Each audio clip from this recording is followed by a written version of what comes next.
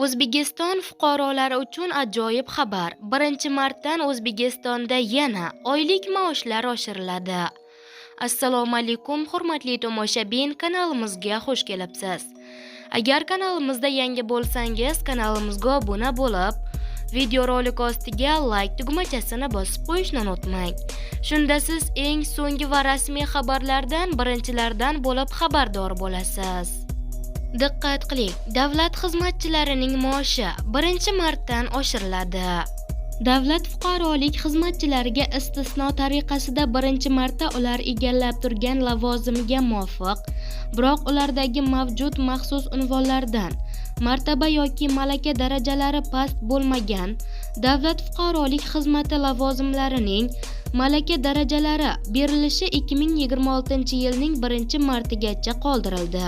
Ish haqi, mukofot pullari berish tartibi ham 1-martdan o'zgaradi, deyiladi xabarda.